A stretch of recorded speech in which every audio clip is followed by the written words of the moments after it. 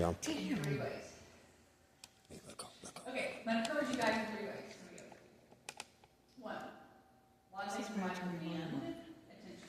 Jobs, working, jobs, school, maintaining our stuff. Groceries and registering a car and taxes, so all these adulting things, so amidst all those stuff you have to do. Encouragement number 1 is to be just intentional about keeping you guys at a high priority. Okay, I heard a quote I love that says, just because you get married doesn't mean you should stop dating. Just that attention I got, keep dating. Or this phrase has to date for life. Okay, I'm gonna do that one more so because y'all have been dating for 8 years. And sometimes I say it for me and my husband, sometimes we have to schedule it. So if we don't schedule it, we just do other things. I mean, it can be a Saturday, I'm happy doing my thing, I don't know what he's doing. It can be dinner time and we've done like nothing to pour into our friendship. So sometimes we have to do that, but let's be purposeful. So, Quinton, right? Is that right? Quinton? Quinton. Yeah, Quinton. Pursue her the rest of your marriage. Quinton. Pursue her. Okay.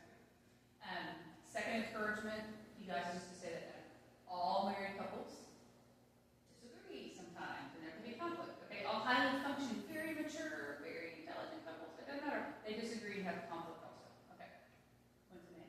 I keep saying it right. So, my encouragement though, you guys, is when there is conflict, because there will be, find a time to talk about it. Okay, when I say that to myself. I'm a conflict avoider. I don't know. I guess I think if we don't talk about it, I win. That's not right. So, point the name. Let's keep saying it right. I want to share with you something that shared with me that I found helpful. Okay. So, Mariah, tell me a place you like to go out to eat. Cheddar's. Okay. Pretend this is for this little exercise. Y'all are at Cheddar's sitting in a booth, one's on one side, one's on the other. Back to this, and this kind of stands for whatever issue is causing friction in your relationship. And the visual is it's coming in between. Okay. That's not what I want you to remember. It's this. You're still at Cheddar's, you're still sitting at a booth, but instead, one of you on one side and one of you on the other. Guys, you're sitting on the same side of the booth and you're holding hands. Okay, so first it's the visual. Okay, you're a team. You have been a team for years. Okay, and it's the first issue, idea of you're really on the same side. You're on the same side of life, right? Okay, that's visual 1. And then the second visual is whatever this issue is, as a team, you're both just staring at it. So it's like, hey, we cannot avoid whatever conflict's going on. Okay, this was shared with me doing some marriage ministry training and some stuff about conflict resolution. I found it helpful because it shifts the whole. When there's a conflict, it's not you versus me, it's more, it kind of shifts it more like, hey, we got to figure this out. So I appreciate it. I would just also say, when something's going down, one of you say, hey, let's talk about it. But I would do it with David. When either one of you are working, whether that's a Saturday or another day, set yourself up to be the best listener to each other. I could say on a work day, I'm always right on a work day. No, I'm not going to listen to my husband. I got so much stuff on my mind. So we're going on dates, which it could be going on a walk or getting coffee. Dates don't need to be expensive. We're dating towards the new relationship.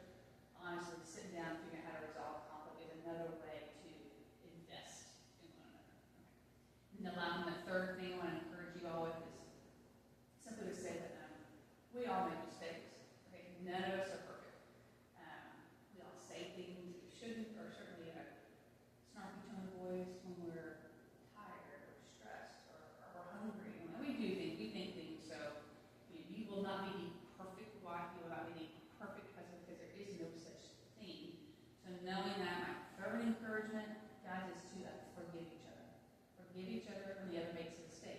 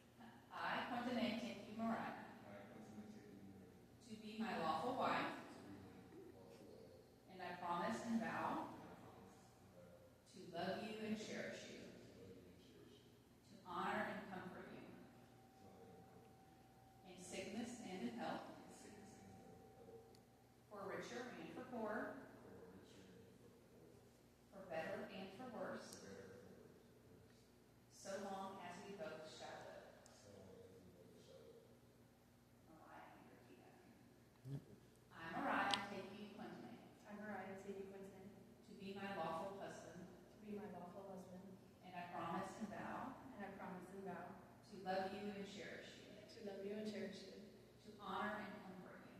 To honor and comfort you. In sickness and in health. In sickness and in health. For richer and for poor. For richer and for poor. For better and for worse. For better and for worse. So long as we both shall live. So long as we both shall live. Y'all have rings? I see. Yes. So if you would get Mariah's ring.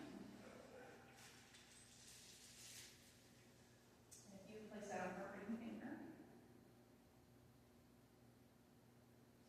And then you hold her hand.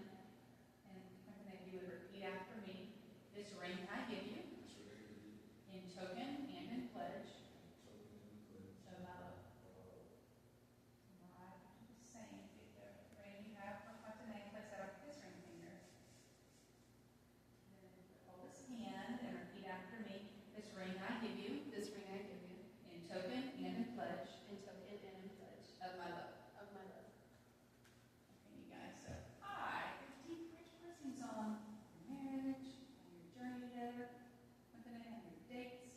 And by the authority vested in me by the great state of Texas, I do pronounce you guys are now officially, legally, husband and wife, and Quinton, you may kiss the bride. Yay!